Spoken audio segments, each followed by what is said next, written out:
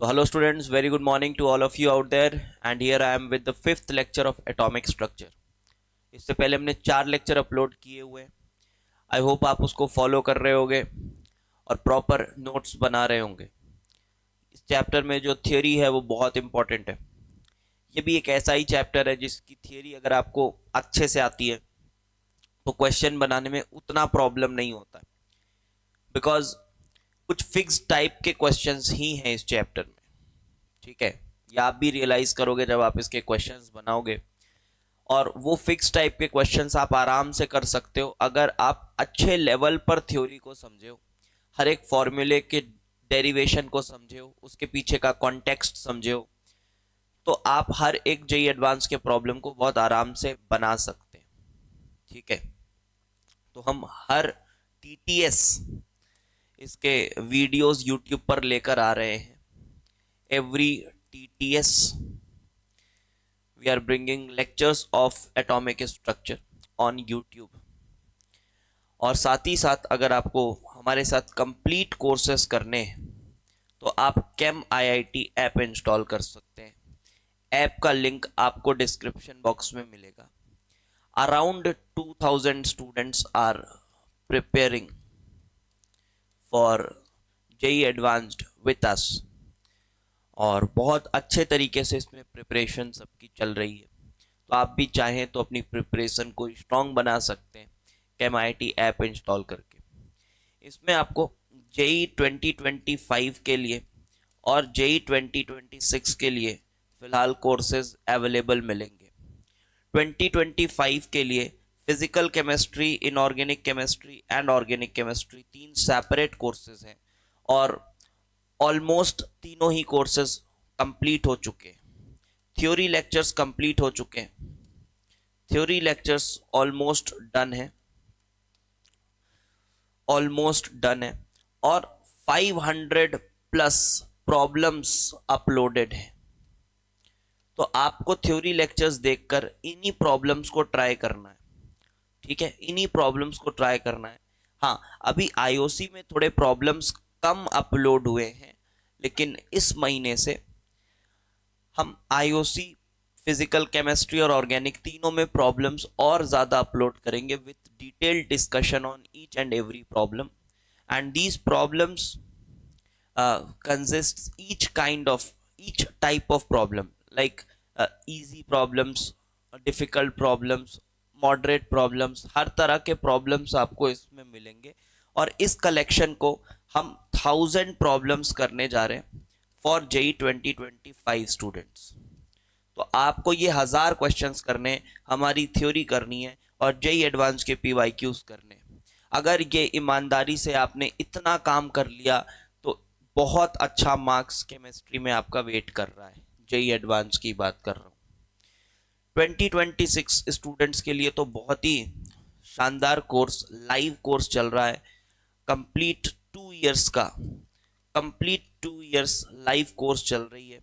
MWF हमारी class होती है 5 o'clock evening. 5 o'clock evening MWF हमारी क्लास होती है, लाइव क्लास, जिसका रिकॉर्डिंग आपको 3-4 घंटे बाद हमारे ऐप पर ही अवेलेबल मिल जाता है, जो भी एनरोल्ड स्टूडेंट्स हैं उनके लिए. फिलहाल 2026 स्टूडेंट्स का भी कोर्स ठीक चल रहा है, पेस सही चल रही है. अभी हमने इसमें mole concept, concentration terms, redox, equivalent concept and atomic structure, इतना पोर्शन खत्म किया है. एंड एटॉमिक स्ट्रक्चर का एक लेक्चर, लास्ट लेक्चर बचा है, 13th लेक्चर. ठीक है, इतना हमने पोर्शन कंप्लीट करा हुआ है. और अब हम स्टार्ट करने जा रहे हैं inorganic chemistry, that is periodic classification, periodic table and chemical bonding. ये चैप्टर शुरू करने जा रहे हैं, और बहुत हद तक ये जो चैप्टर हम शुरू करेंगे इनऑर्गेनिक केमिस्ट्री, वो इंडिपेंडेंट चैप्टर है. तो इन चैप्टर्स का बहुत ज़्यादा उसमें यूज़ नहीं है. तो अगर स्टूडेंट चाहता है तो अभी हमारी लाइव क्लासेस ज्वाइन कर सकता है.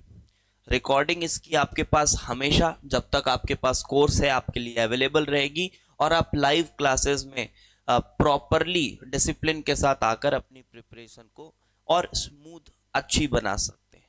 ठीक है, तो चलिए शुरू करते हैं हम अपना लेक्चर नंबर 5। तो प्रीवियस लेक्चर में हम डिस्कस कर रहे थे बोर्स के postulates. We were discussing Bohr's postulates, और बोर्स के पोस्टुलेट्स में मैंने आपको दो तीन बातें बताई थी। एक सबसे important formula, mv square by R centripetal force was equal to what? Centripetal force was equal to the electrostatic attraction. और हमने वन इलेक्ट्रॉन सिस्टम को ही कंसिडर किया था। तो Ze is the charge on the nucleus, E is the charge on that electron upon R square, upon R square. यहां मैं magnitude ही लिख रहा हूं फोर्स का, K Z E upon R square. दूसरा एक हमारा पोस्टुलेट था बोर्स का, वो था quantization of angular momentum, that is mvr is equals to nh by 2 pi, mvr is equals to nh by 2 pi। ये दो रिलेशंस हमने बताए थे। और एक पोस्टुलेट आपको मैं बता रहा था, फोर्थ पोस्टुलेट, कि कभी भी जो शेल्स हैं, अगर इलेक्ट्रॉन यहां से यहां जाता है मतलब वो हायर एनर्जी पे जा रहा है। अभी हम एनर्जी के फॉर्मूले को भी डिराइव करेंगे। आप लेक्चर को जिस तरह से बता रहा हूं उस तरह से देखो। आज के लेक्चर के बाद आपको बोर्स पोस्टुलेट्स और बोर के जितने भी फॉर्मूलाज हैं विथ इलस्ट्रेशंस हम आज खत्म करेंगे, ठीक है? तो थोड़ा सा पेशेंस रखिएगा और सुनिएगा बात को। और अगर उसके बाद कुछ डाउट आता है तो कमेंट सेक्शन में पूछ सकते हैं। हाँ, इस लेक्चर से रिलेटेड कोई डाउट की बात कर रहा हूं मैं, ठीक है? मैं हर इधर उधर के डाउट्स का रिप्लाई नहीं करूंगा। तो ये इलेक्ट्रॉन है, अगर ये यहां से यहां जाता है, अगर इलेक्ट्रॉन यहां से यहां जाता है तो हम बोलते हैं कि एनर्जी बढ़ रही है, क्योंकि as we go away from the nucleus energy of the shells increases. We will derive it later on, but फिलहाल के लिए मान लीजिए ये इंक्रीजिंग एनर्जी में हम जा रहे हैं, ये इंक्रीजिंग एनर्जी में जा रहे हैं। तो जब ये ऊपर गया तो इसने क्या एब्जॉर्ब किया होगा? एनर्जी। और एनर्जी ये एब्जॉर्ब करता है फोटॉन्स के फॉर्म में, ऐसा बोर्स कहता है, ठीक है? तो इंक्रीजिंग एनर्जी, तो मैंने बताया था एक्साइटेशन के समय इट एब्जॉर्ब्स फोटॉन। ये लिखना भी है आपको, ठीक है? नोट्स बनाना प्रॉपर आना चाहिए भाई, नोट्स बनाना आना चाहिए। तो एक्साइटेशन के समय इट एब्जॉर्ब्स फोटॉन। और अगर मान लो इलेक्ट्रॉन ऊपर से नीचे की तरफ आ रहा है, डी एक्साइटेशन के समय it loses energy in the form of photons. Photons के फॉर्म में ही वो एनर्जी को रेडिएट करता है, ठीक है? ये हो गई।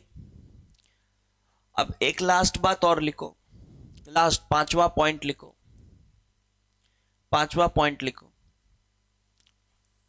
पांचवा पॉइंट ये है कि देखो ये जो शेल्स हैं, इन सभी शेल्स की कुछ एनर्जी है। मान लो इसकी एनर्जी E1 है, इसकी E2 है, इसकी E3 है, इसकी E4 है, इस तरह से एनर्जी है। और E1 से बड़ा E2 से बड़ा E3 से बड़ा E4, इस तरह से। तो जब भी इलेक्ट्रॉन, ये थोड़ा कॉमन सेंस भी है। अब आप ये पोस्टुलेट आप बोलोगे हाँ सर ये तो समझ आ गया, खुद ही समझ आ जाएगा। अगर आपने पिछला पोस्टुलेट ढंग से सुना है ना तो ये आपको खुद ही समझ आ जाएगा। अब मानो जो इलेक्ट्रॉन है, अगर वो यहां से यहां आ रहा है, अगर वो यहां से यहां आ रहा है तो वो फोटोन रिलीज करेगा। तो वो जो फोटोन होगा उसकी एनर्जी कितनी होगी? अगर वो E3 से E1 आ रहा है, E3 से E1 आ रहा है तो वो कितनी एनर्जी रिलीज करेगा? तो ये बड़ी ऑब्वियस सी बात है। तो energy released will be equal to, देखो इसको हम एनर्जी लेवल क्यों बोल रहे हैं? क्योंकि इस शेल में इलेक्ट्रॉन की एक फिक्स्ड एनर्जी होती है। इस शेल में इलेक्ट्रॉन की एक फिक्स्ड एनर्जी होती है। इसी तरह इस शेल में इलेक्ट्रॉन की फिक्स्ड एनर्जी होती है।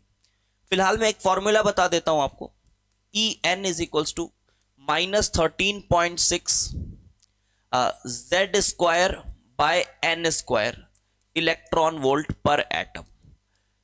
ये फॉर्मूला है, we will derive it later on. इससे आप समझ सकते हो कि अगर फर्स्ट शेल की मैं बात कर रहा हूं, E1 की बात कर रहा हूं, तो एनर्जी कितनी होगी। मान लो हाइड्रोजन एटम है तो Z भी 1 हो गया, ठीक है। तो E1 की अगर मैं बात करूं तो एनर्जी कितनी होगी, -13.6 इलेक्ट्रॉन वोल्ट। E2 की बात करूं तो एनर्जी कितनी होगी, तो N की जगह 2 डाल दूंगा तो वो हो जाएगा -3.14 हो जाएगा, वो हो जाएगा -3.14। 13.6 डिवाइडेड बाय 4, 14 नहीं 3.4, -3.4 इलेक्ट्रॉन वोल्ट, लाइक दिस। तो बात यही है कि हर एक शेल से रिलेटेड एक एनर्जी है, और आप देख सकते हो ये एनर्जी की वैल्यू बढ़ गई, ये एनर्जी की वैल्यू बढ़ गई। तो कितनी एनर्जी रिलीज होगी अगर वो यहां से यहां आ रहा है, तो वो सिंपली इसका डिफरेंस होगा, सिंपली इसका डिफरेंस होगा। तो आप बोल सकते हो ई फाइनल माइनस ई इनिशियल। अब यहां बच्चे कंफ्यूज रहते हैं, सर पहले इनिशियल लिखे कि फाइनल लिखे। अरे क्या करना है आपको, उससे आपको क्या करना है, आप मॉड लगा दो ना यार, आप मॉड लगा दो, आप एब्सोल्यूट वैल्यू देखो एनर्जी की बस, कि कितनी एनर्जी रिलीज हुई है। यहां तो लिख रहे हो ना एनर्जी रिलीज्ड, बस। तो यहां माइनस प्लस से कोई लेना देना नहीं है कि फाइनल पहले लिखे कि इनिशियल लिखे, कुछ भी लिखो, आप मॉड लगा दो, आप पॉजिटिव वैल्यू को ही कंसिडर करो कि हाँ इतनी एनर्जी रिलीज हुई है, ठीक है, इतनी एनर्जी रिलीज हुई है। और ये जो एनर्जी रिलीज हुई है ये किसके फॉर्म में हुई है, मान लो फोटॉन्स के फॉर्म में, मतलब फोटॉन्स रिलीज हुए होंगे, मतलब फोटॉन्स रिलीज हुए होंगे। और फोटॉन्स की क्या एनर्जी होती है, फोटॉन्स की क्या एनर्जी होती है, hc/λ, hc/λ। तो hc/λ is equals to EF minus EI, ऐसा बोल सकता हूं मैं कॉमन सेंस से, hc/λ is equals to EF minus EI। इसको यूज करके हम आगे एक फॉर्मूला बनाएंगे, बट फिलहाल आप ये 5वें पोस्टुलेट में लिख सकते हैं। hc/λ अगर हम ये मान लें कि जब यहां से यहां इलेक्ट्रॉन आया है तो एक तरह के फोटॉन्स ही रिलीज हुए, एक तरह के फोटॉन्स ही रिलीज हुए, मतलब सेम वेवलेंथ वाले फोटॉन्स रिलीज हुए, ठीक है। और ऐसा ही होगा क्वेश्चंस में, ऐसा ही मिलेगा आपको, कोई दिक्कत नहीं। So these are the postulates of Bohr's and now we will derive some formulas और फिर कुछ कंक्लूजन्स पे जाएंगे, ठीक है। तो सबसे पहले let us derive formula for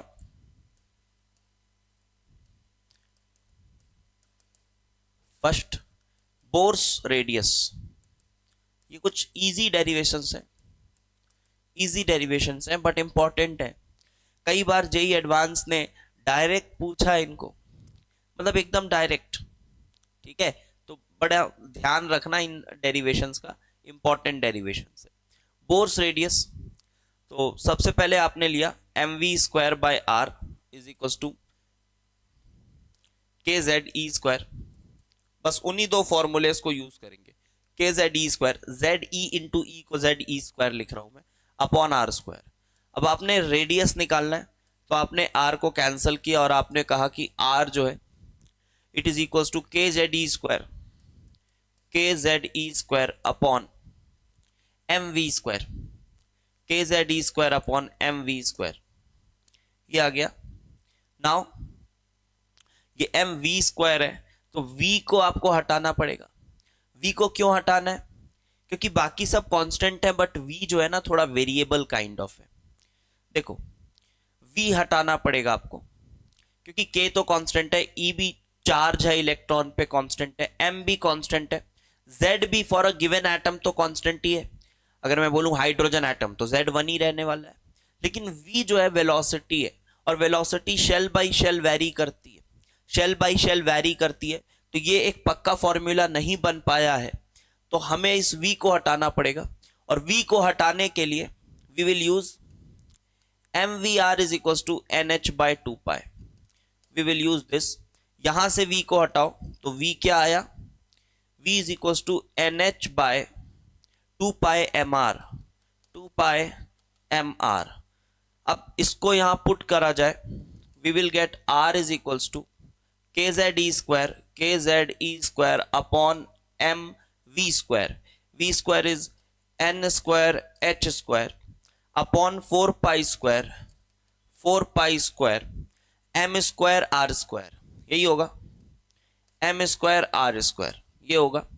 ये एक m इसके साथ कैंसिल हो रहा है, ये r भी इसके साथ कैंसिल हो रहा है, और अल्टीमेटली यहां से हमें r का एक फॉर्मूला मिलकर आ रहा है। तो r is actually n square into H square upon n square into H square upon K Z E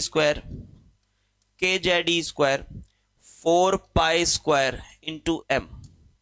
So this is the final relation of R. ये आर का एक फॉर्मूला आ गया, इसको बोर्स रेडियस कहते हैं, ठीक है, for nth orbit. This is for nth orbit. यहां पर कांस्टेंट्स को एक बार थोड़ा नजर लगाइए, कांस्टेंट्स क्या क्या हैं। तो मैं कहूंगा ये h कांस्टेंट है, प्लैंक्स कांस्टेंट, k भी कांस्टेंट है, z for a given atom constant है, for a given atom constant है, E कांस्टेंट है, charge on electron, 4 pi square m ये भी कांस्टेंट है। तो अगर इन सभी कांस्टेंट की वैल्यूज को मैं पुट करूं तो पता है आपको फॉर्मूला मिलेगा, और ये आपको याद रखना है। इससे ज्यादा ये ध्यान रखना है, R N is actually equal to, पूरे कांस्टेंट्स को ना मैं ए नॉट कह देता हूं, A naught into N square के डायरेक्टली प्रोपोर्शनल और z के इनवर्सली प्रोपोर्शनल। तो A naught N square upon Z, N square upon Z. तो ये आपको मिला, ठीक है, ये आपको मिला R N is equal to A naught N square upon Z. यहां ए नॉट की क्या वैल्यू होगी, ए नॉट होता है 52.9 पिकोमीटर्स, वैल्यू याद रखनी है।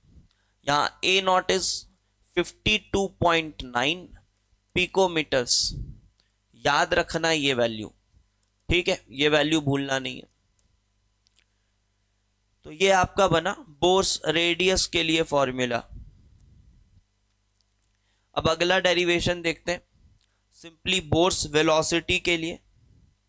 बोर्स वेलोसिटी के लिए देख लीजिए, second is for Bohr's velocity,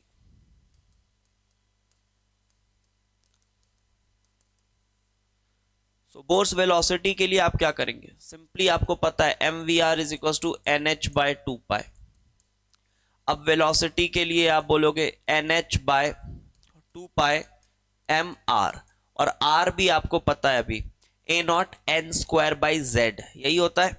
तो बस सीधे सीधे लिखो N H upon 2 pi M R की जगह पर A naught N square by Z. और आप देखोगे कि एक एन कैंसिल हो रहा है, तो वी एन क्या बन गया, v n is equal to Z by n के प्रोपोर्शनल बना।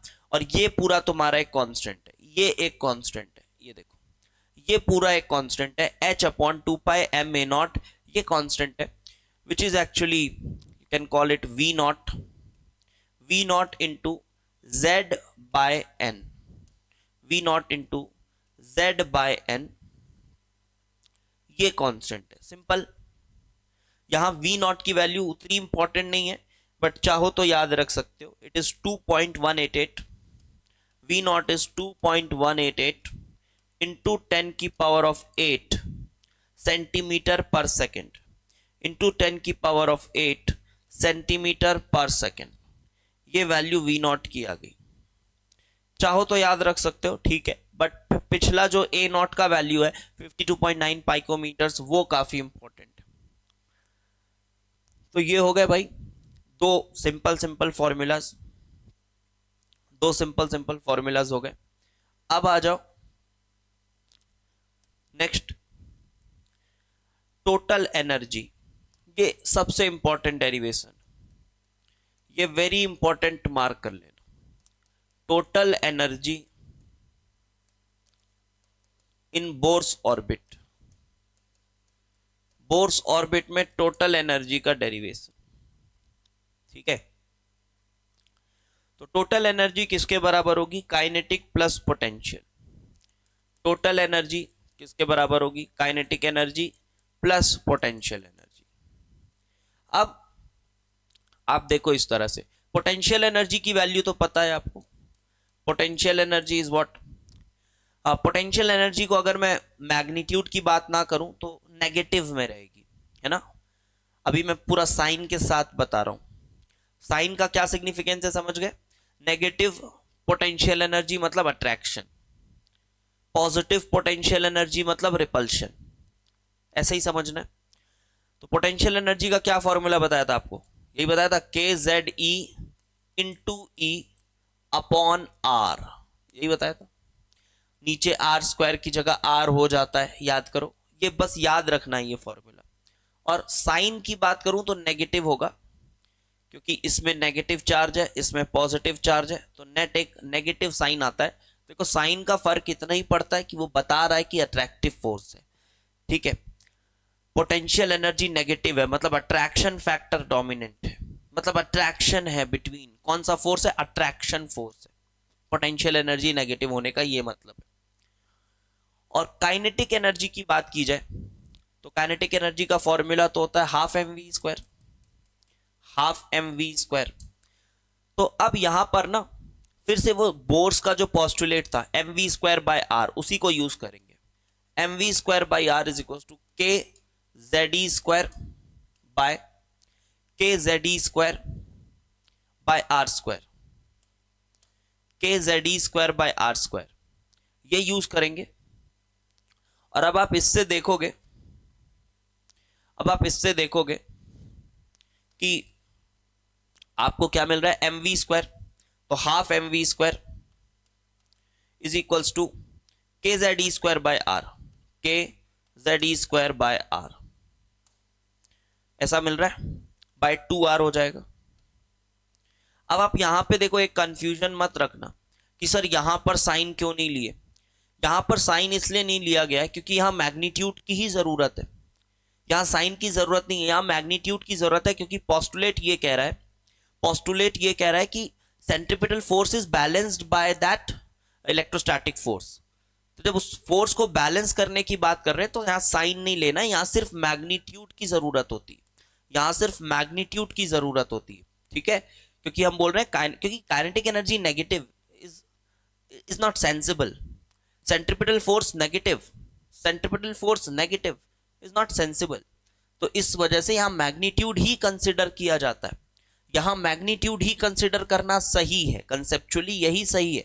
तो half M we square is equal to के Z E square by 2r, यहां नेगेटिव साइन यूज नहीं करना होता है, क्योंकि पोस्टुलेट में ही बोला गया है कि यहां मैग्नीट्यूड लिखना है, यहां मैग्नीट्यूड लिखना है, because this force is balanced by this force, something like this, ठीक है।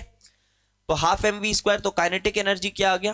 काइनेटिक एनर्जी आ गया के Z E square by 2r। तो देखो पोटेंशियल एनर्जी और काइनेटिक एनर्जी दोनों लगभग एक जैसे नजर आ रहे हैं। क्या है ये है के Z E square by 2r, और वो है minus K Z E square by R. तो अगर आप इसको टोटल एनर्जी लिखना चाहोगे तो टोटल एनर्जी क्या आया? के Z E square, K Z E square by 2r with a negative sign. So this is the total energy. Simply हमने इसको ऐड किया, ठीक है, सिंपली इसको ऐड किया। So this is the total energy that we have. और एक बात सुनेंगे, यहां पर एक बात और लिखेंगे कि टोटल एनर्जी तो ठीक है, के Z E square by 2r ये निकल कर आया है।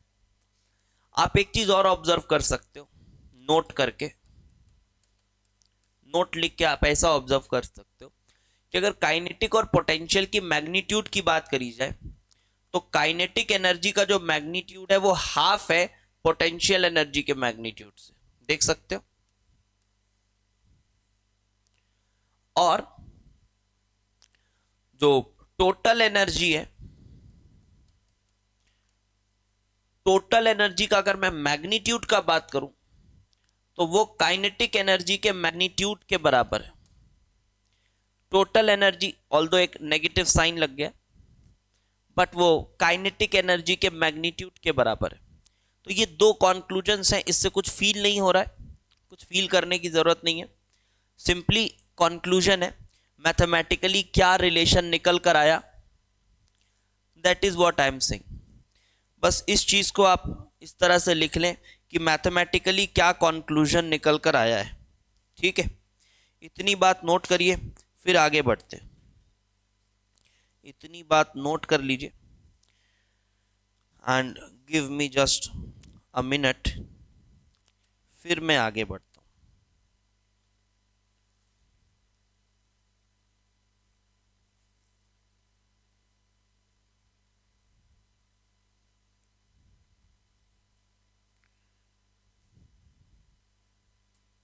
ओके, अब यहां पर ये जो फॉर्मूला आया है टोटल एनर्जी का, इसको थोड़ा और सिंपल करते हैं। Minus K Z E square by 2r, यही आया है। अब r की जगह पे क्या लिख सकते हैं, ए नॉट, क्या लिख सकते हैं, a naught N square by Z. जी हाँ, so it is a naught N square by Z. अब आप फिर देखिए, सो यू कैन सी कि it is another constant e naught into Z into Z. Z square ऊपर आएगा और एन स्क्वायर नीचे आएगा, और ये जो कांस्टेंट की वैल्यू आती है, यही मैं बताना चाह रहा हूं, ये कांस्टेंट की वैल्यू आती है -13.6 इलेक्ट्रॉन वोल्ट। एक एटम की बात करी जाए अगर, तो इलेक्ट्रॉन वोल्ट फॉर 1 एटम पर एटम। और ऊपर बना बेटा क्या, जेड स्क्वायर, नीचे क्या बना, एन स्क्वायर। इलेक्ट्रॉन वोल्ट में बात करोगे तो ये बनेगा फॉर्मूला, ये कांस्टेंट की वैल्यू इलेक्ट्रॉन वोल्ट के टर्म्स में। और अगर इसी को आप जूल्स के टर्म्स में लिखना चाहो, जूल्स के टर्म्स में या किलो जूल के टर्म्स में, तो मैं किलो जूल के टर्म्स में लिख रहा हूं, तो it becomes -1312 kilo joule per मोल। ध्यान से देखो, ये पर मोल के फॉर्म में कर दिया मैंने, ठीक है, पर मोल के फॉर्म में किया हुआ है, जेड स्क्वायर एन स्क्वायर। एक मोल एटम्स के लिए तो एवोगैड्रो नंबर भी मल्टीप्लाई हुआ होगा। और अगर सिंपली आपको जूल्स में चाहिए तो आपको तो पता ही है 1 इलेक्ट्रॉन वोल्ट काफी छोटा होता है, 10 की पावर -19 जूल्स। तो अगर आप इसको जूल्स में चाहते हैं तो क्या हो जाएगा, -13.6 इंटू, थोड़ा नंबर्स को ध्यान से देखिएगा, यूनिट्स वगैरह को ना थोड़ा ध्यान से देखिएगा। ये देखिए, दिस मच इंटू, ये जूल्स में कन्वर्ट हो गया, तो into Z square by n square, this is joules per atom. समझ गए, जूल्स पर एटम। और जूल्स में कभी भी बात करोगे तो बहुत ही छोटा नंबर आएगा, बहुत ही छोटा नंबर आएगा।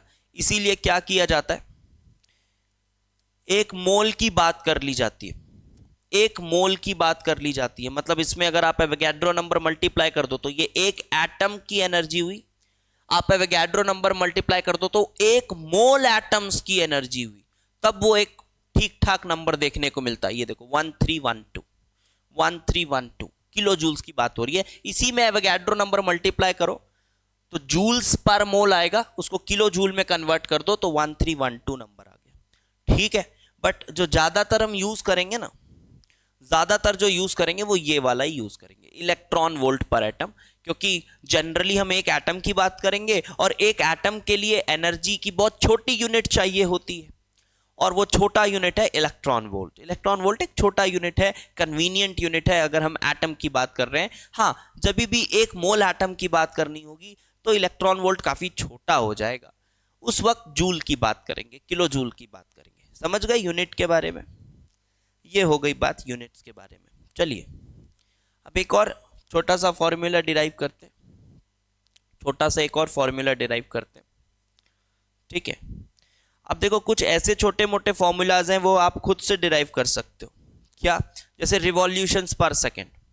अगर इस तरह की चीजें पूछ ली, तो अगर आपसे पूछ लिया रिवॉल्यूशन पर सेकेंड, तो क्या करोगे,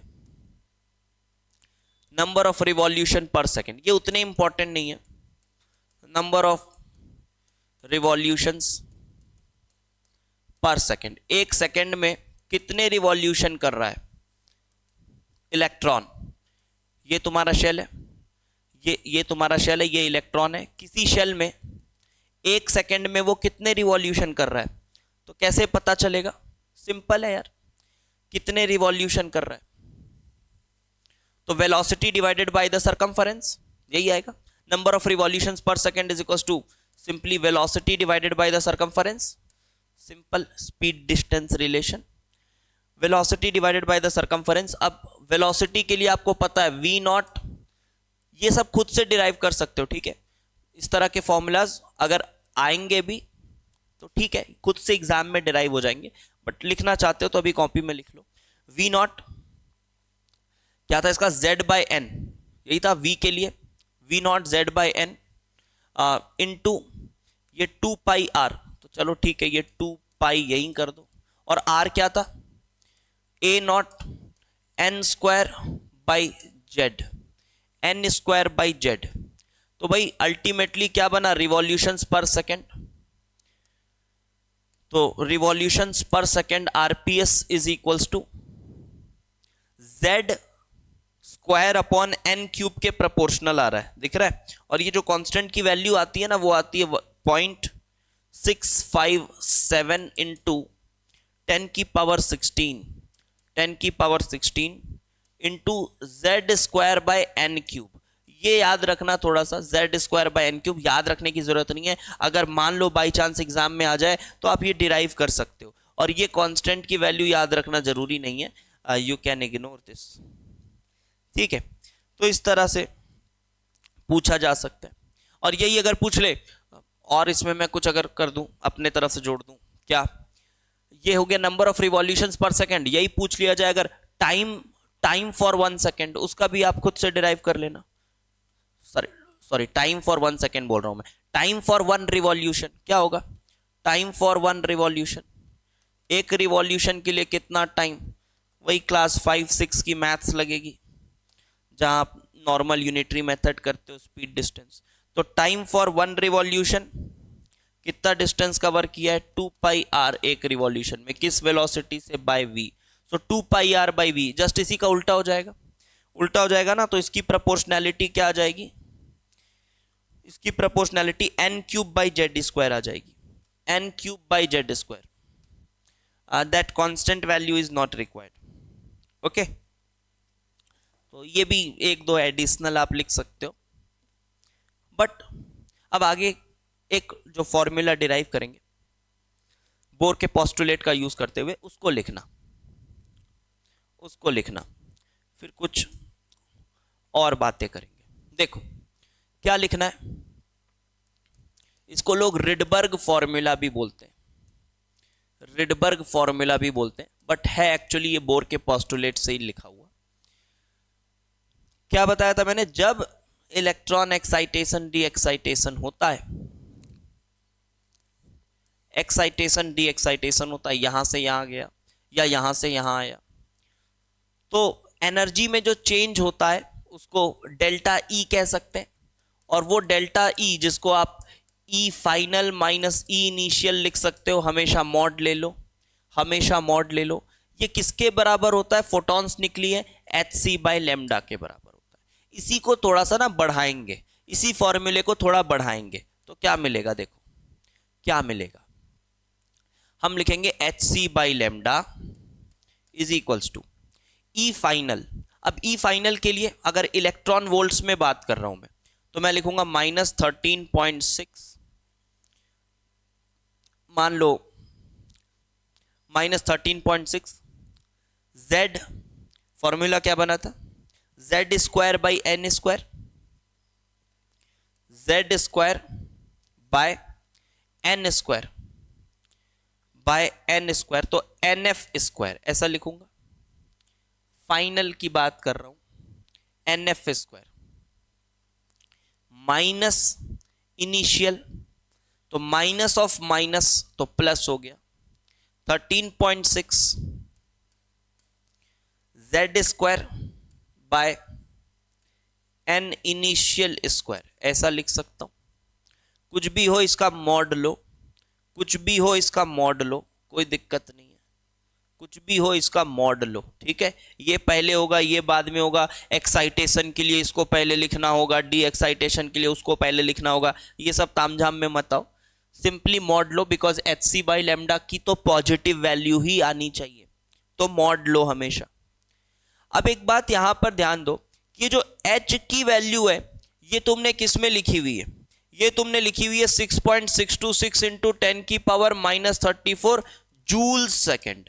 अगर ये जूल सेकेंड में है तो इसको भी जूल में होना चाहिए, इसको भी जूल में होना चाहिए, जी हाँ, लेकिन अभी तो ये इलेक्ट्रॉन वोल्ट में, तो इसको तुम्हें जूल में कन्वर्ट करना पड़ेगा, समझ गए बात, इसको जूल में कन्वर्ट करना पड़ेगा। तो इंटू 1.6 इंटू 10 की पावर -19, यहां भी इंटू 1.6 इंटू 10 की पावर -19, यहां भी। परेशान मत हो, ये फॉर्मूला भी अजीब सा दिख रहा होगा, इसको अभी सिंपल फॉर्म में थोड़ा रिड्यूस करेंगे, ठीक है।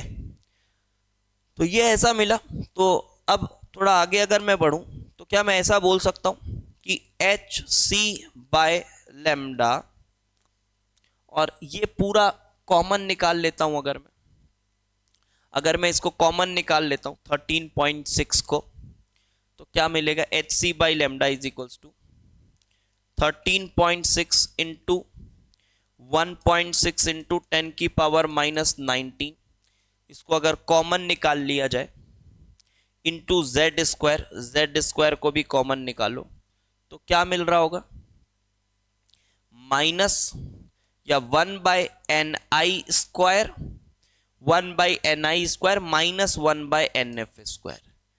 टेंशन नहीं लेने का, इसका मॉड लेने का, ठीक, टेंशन नहीं लेने का, इसका मॉड लेने का, ये हुआ। अब आप एक काम करो कि ये HC को यहां पे डालो, तो जब आप HC यहां डाल रहे हो तो ये देखो, ये मैं पूरी वैल्यूज एक बार के लिए डाल देता हूं, H इज 6.626 इंटू 10 की पावर -34 इंटू C हो गया स्पीड, फोटोन की, लाइट की स्पीड के साथ जा रहा है, 10 की पावर 8 मीटर पर सेकेंड, इस तरह से डाले। ये भी जूल्स में, ये भी जूल्स में, जूल सेकेंड, सॉरी ये जूल्स में, ये है जूल सेकेंड, तो ये पर सेकेंड, सेकेंड गया, जूल्स, जूल्स गया, और 1/लेमडा सिंपली पर मीटर बचेगा। देखो एक ही चीज बचेगी यहां, पर मीटर, दिख रहा है, आप खुद से कर लो यार, ये सब छोटी बातें, ये खुद से कर लो।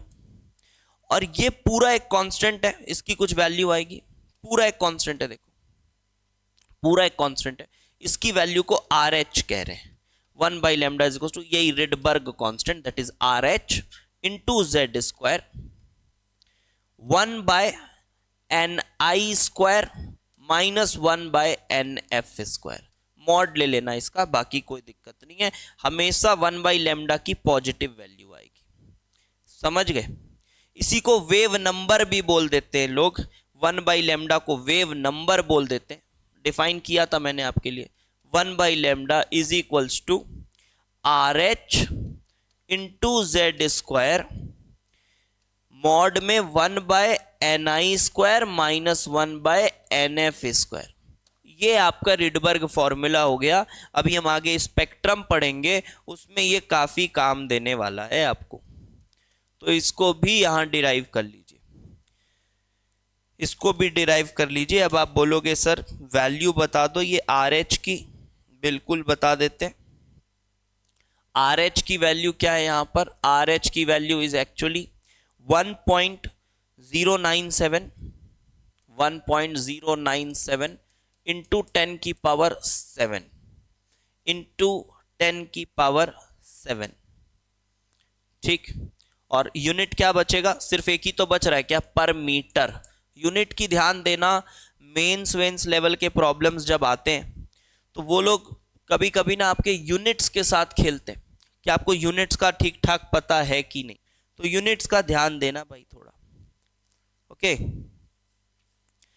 तो ये कुछ बोर्ड्स के पोस्टुलेट्स हुए, ठीक, उसके मैथमेटिकल डेरिवेशंस हमने किए। अब एक बात मैं आपको और ऐड करते हैं इसमें आगे, एक बात और ऐड करते हैं आगे, देखो, थोड़ा एक्साइटेशन डी एक्साइटेशन से रिलेटेड बात करूंगा। मान लो, सुनना ध्यान से, इंपॉर्टेंट डिस्कशन। नोट्स में ना प्रॉपर ये सब चीज़ों को लिखा करो, ठीक है। इंपॉर्टेंट डिस्कशन, इंपॉर्टेंट डिस्कशन, बड़ा इंपॉर्टेंट डिस्कशन है। इससे आपका कॉन्सेप्ट बहुत अच्छे से समझ आएगा, बहुत अच्छे से समझ आएगा आपको कॉन्सेप्ट। मान लीजिए ये कुछ सेल्स हैं, इसकी एक बार ना एनर्जीज बता देता हूं मैं। हाइड्रोजन एटम कंसिडर कर रहा हूं मैं, Z को 1 रखने के लिए हाइड्रोजन एटम कंसिडर कर रहा हूं, कंसिडरिंग हाइड्रोजन एटम, ताकि मैं Z को 1 रख पाऊं। और E1 की वैल्यू -13.6 हो गया इलेक्ट्रॉन वोल्ट, एक एटम की बात कर रहा हूं, electron volt per atom. E2 की वैल्यू क्या बताए थे एग्जैक्ट नंबर में, -3.4, E2 की वैल्यू -3.4 इलेक्ट्रॉन वोल्ट। E3 की वैल्यू चाहिए तो डिवाइड कर दो 9 से, तो 1.51 आ गया, E3 आ गया 1.51 इलेक्ट्रॉन वोल्ट। E4 चाहिए तो 13.6 को डिवाइड कर दो 16 से, 0.85 हो गया इलेक्ट्रॉन वोल्ट। ये सब नेगेटिव में, ये सब नेगेटिव में। आगे आप इस तरह से देख सकते हो, ठीक है। अब सुनना, एक बात सुनना, मान लीजिए इलेक्ट्रॉन यहां बैठा हुआ है, एक सेकंड,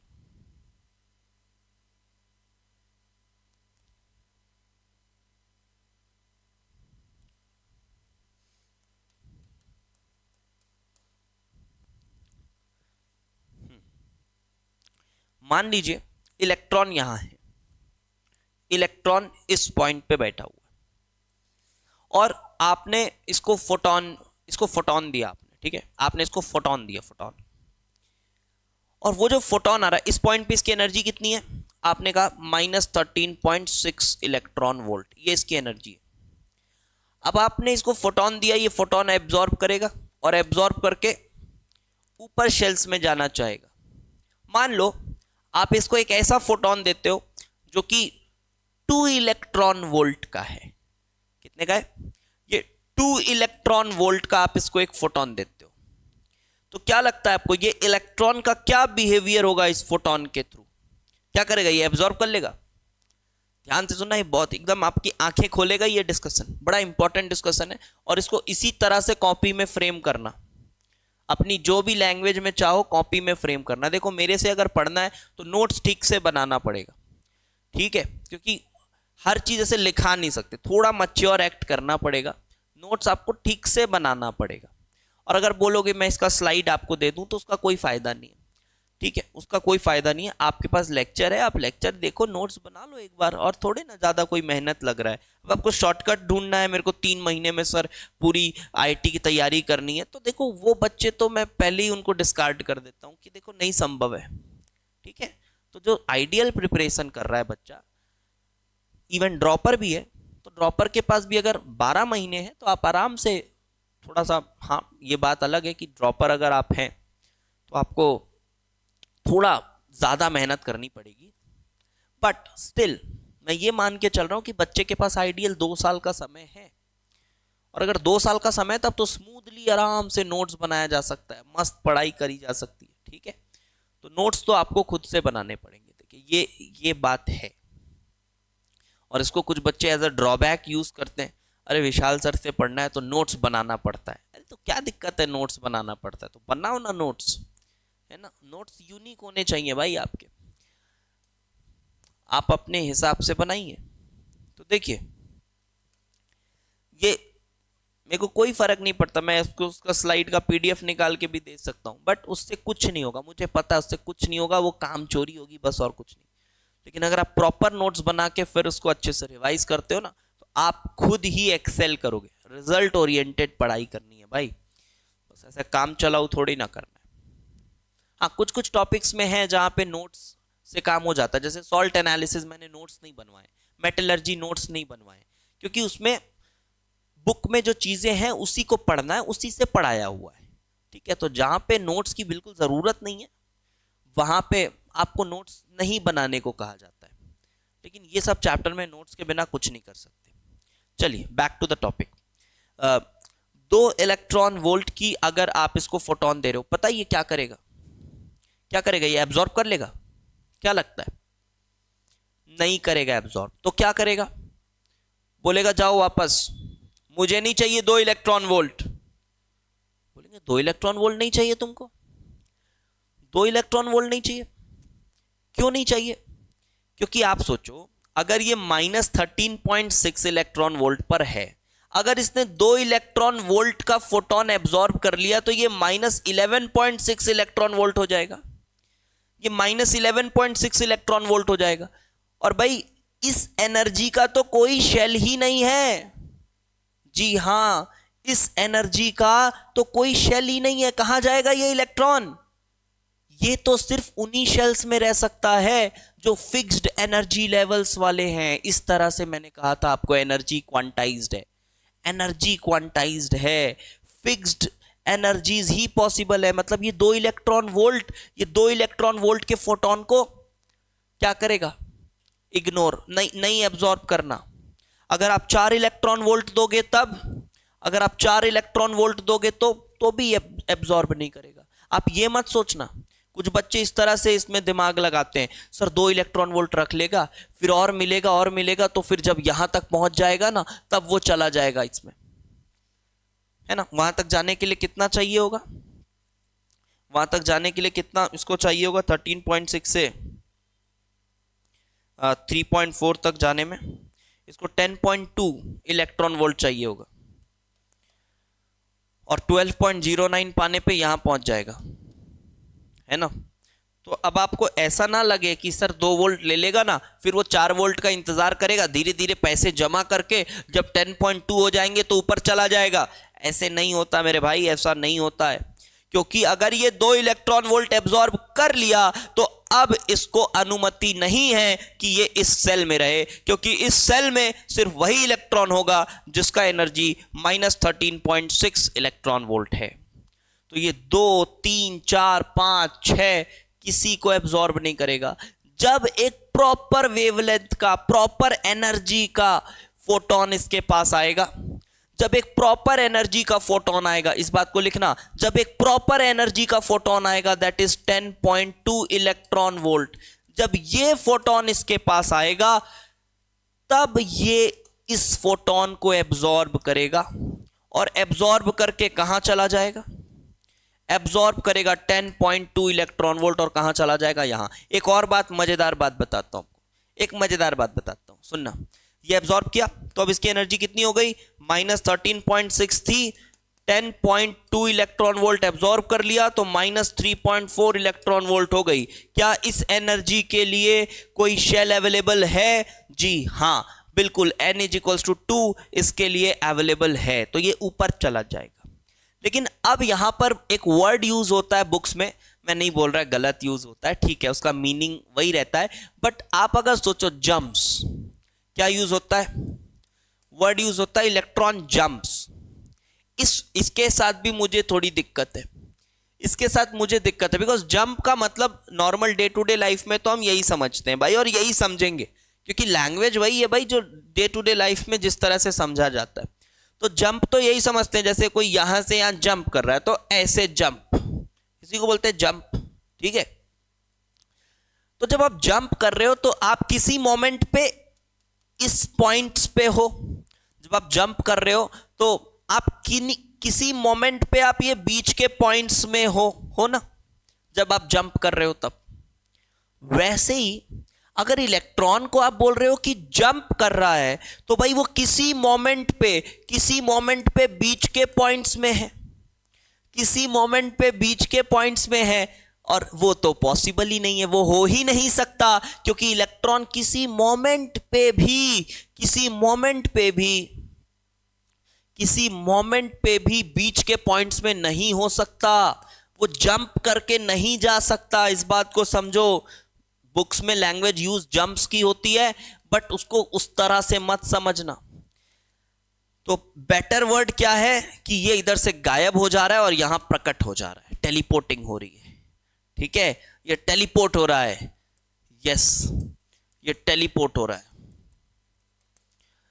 ये टेलीपोर्ट हो रहा है, ये जंप नहीं कर रहा है, यहां से गायब यहां प्रकट, ऐसे सोचो।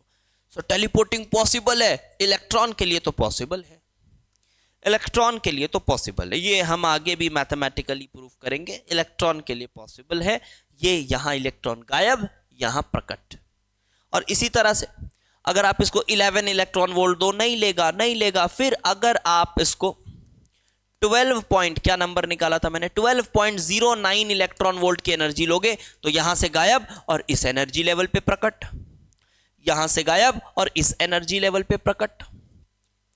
समझ आ गई बात? इसको नोट कर लो, वीडियो पॉज कर लो और इस पूरे डिस्कशन को नोट करो। तो नोट में फाइनल कंक्लूजन क्या लिखना है कि इलेक्ट्रॉन्स, आपको कंक्लूजन बोल देता हूं लिखना हो तो, कि electrons absorbs only specific wavelengths, only specific wavelengths, because energy levels are fixed, they cannot have any energy value, energy value हमेशा ये वाली ही होगी। उसके बाद एक एग्जाम्पल के तौर पे नंबर्स डाल के लिख लेना कि ये इलेक्ट्रॉन 10.2 एब्जॉर्ब कर सकता है, 12.09 एब्जॉर्ब कर सकता है, बट इसके बीच का कोई एनर्जी नहीं कर सकता, इसके यहां से 10.2 तक कोई एनर्जी एब्जॉर्ब नहीं कर सकता। और ये भी लिख लेना कि jump is not the actual correct word that should be used, it should be teleporting, क्योंकि वो बीच में किसी पॉइंट में नहीं रहना चाहिए। ठीक है, तो ये पूरी बातें हो गई अभी बोर्स के पोस्टुलेट के। अब ना आज के लेक्चर में हार्डली 10 मिनट बचे हुए, तो मैं थोड़े छोटे मोटे इलस्ट्रेशंस करा देता हूँ, इसको भी कॉपी में लिख लेना, छोटे मोटे इलस्ट्रेशन से। फिर अगली क्लास में हम शुरू करेंगे hydrogen spectrum photo electric effect, वो अगली क्लास में शुरू करेंगे। ठीक है, तो अभी कुछ बेसिक इलस्ट्रेशंस लिख लो।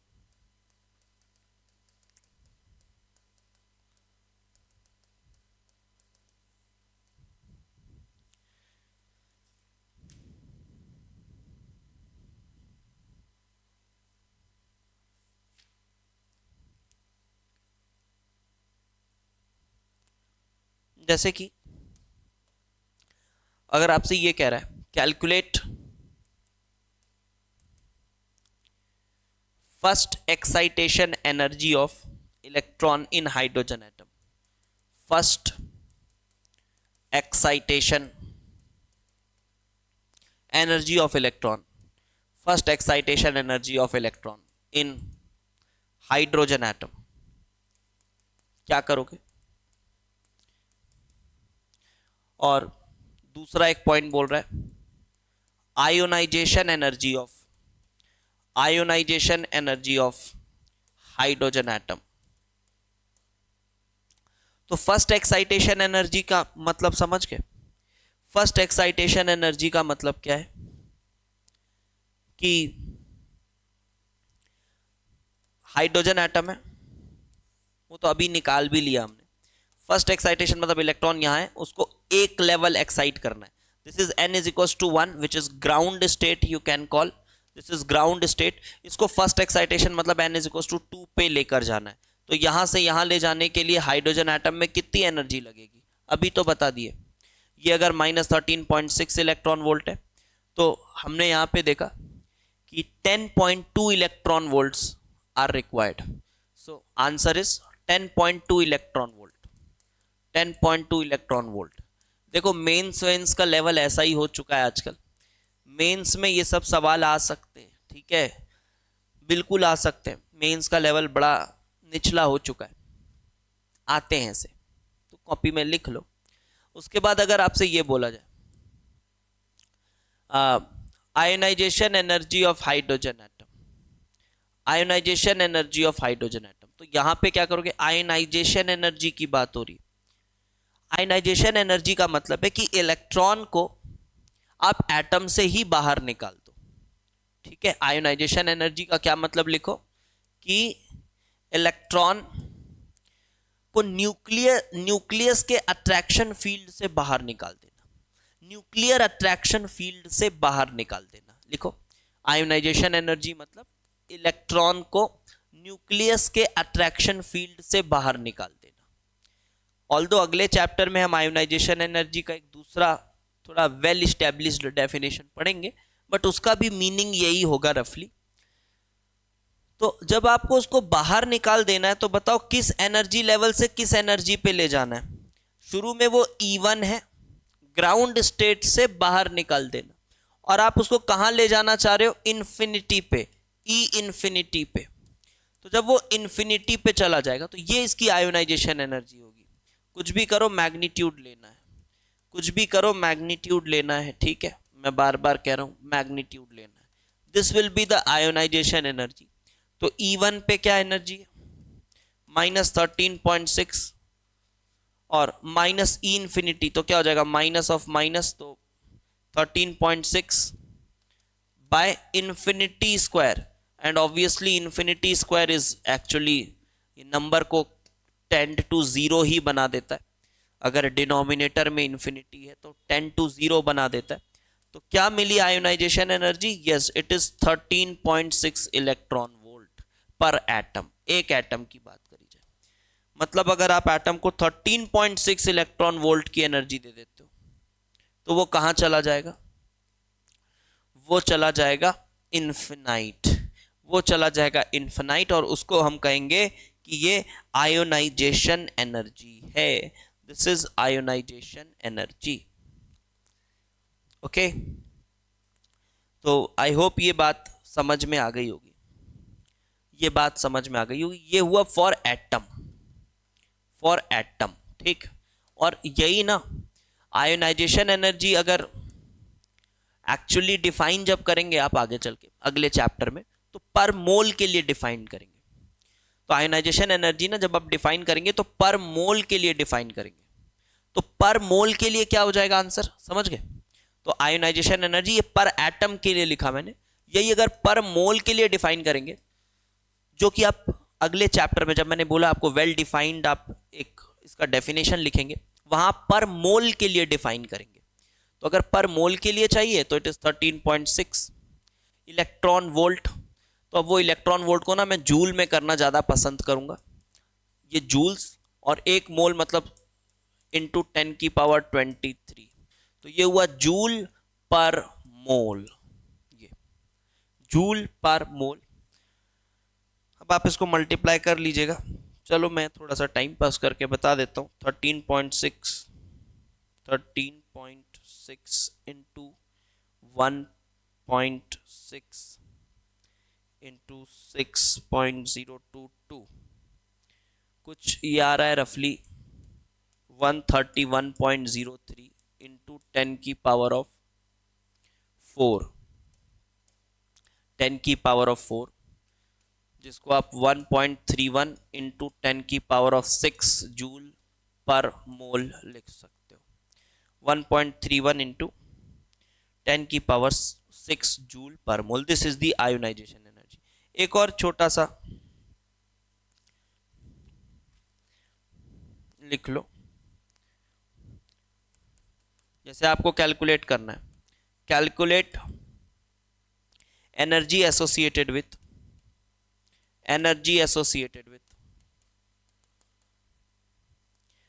First orbit of He plus. Simply formula application है, ठीक है। First orbit of He plus, what is the radius of this orbit, what is radius of this orbit,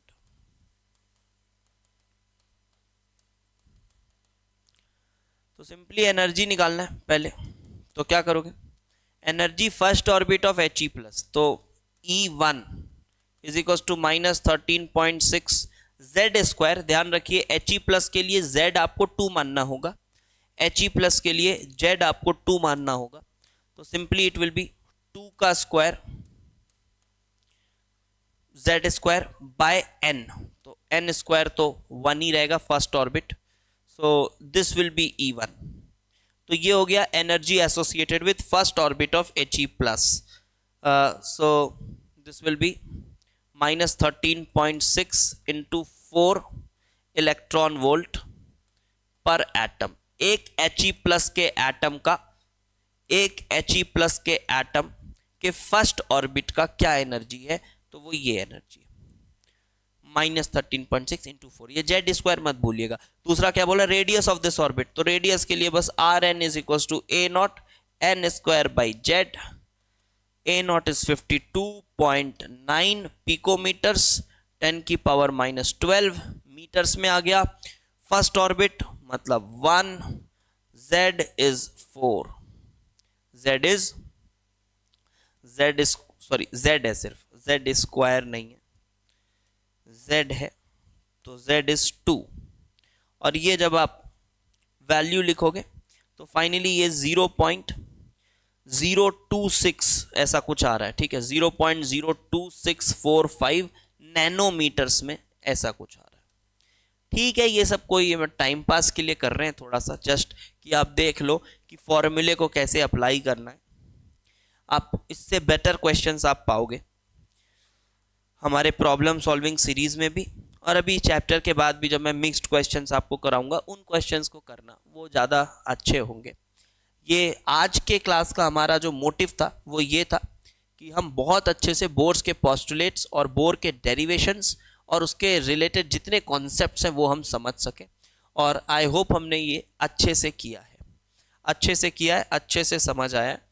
next class में हम बोर के जो model है इससे क्या क्या चीज़ें समझ आती हैं, जैसे हाइड्रोजन स्पेक्ट्रम, वो हमारी अगले क्लास का टॉपिक होगा। बहुत मज़ा आएगा वो टॉपिक पढ़ने में। थोड़ा सा मैंने हिंट किया है आपको एमिशन स्पेक्ट्रम के बारे में, तो हाइड्रोजन की एमिशन स्पेक्ट्रम को थोड़ा डिटेल में पढ़ेंगे। ओके, ठीक है, फिर थैंक्स फॉर वॉचिंग। और यार अगर चीज़ें पसंद आ रही हैं ना तो शेयर ज़रूर करिए, लाइक बटन ज़रूर दबाइए, कमेंट करके बताइए, ठीक है, कि आपने लेक्चर कंप्लीट किया, क्योंकि मैक्सिमम जो हमारे स्टूडेंट्स हैं वो हमारे ऐप में ही देख ले रहे हैं। तो ये जो लेक्चर्स यूट्यूब पर अवेलेबल है, ये जो न्यू स्टूडेंट्स हैं जो हमारे साथ अभी चैनल के साथ जुड़े हुए, तो वो यहाँ पे आप लेक्चर्स को देखिए, क्योंकि जो मैक्सिमम स्टूडेंट्स हैं हमारे वो ऐप पर ही देख रहे हैं, और ऐप में हमारा एटॉमिक स्ट्रक्चर कंप्लीट हो चुका है, एक लेक्चर बचा हुआ है, ठीक है। तो आपसे भी यही रिक्वेस्ट है कि अगर आपको चीज़ें पसंद आ रही हैं तो शेयर ज़रूर करिए, जितने ज़्यादा आप शेयर करेंगे उतना मेरे लिए फ्रूटफुल होगा और मैं और बेहतर कंटेंट बनाने के लिए इंस्पायर्ड होऊंगा, ठीक है। तो ठीक है, मिलते हैं फिर अगले लेक्चर में, दैट इज़ लेक्चर नंबर 6।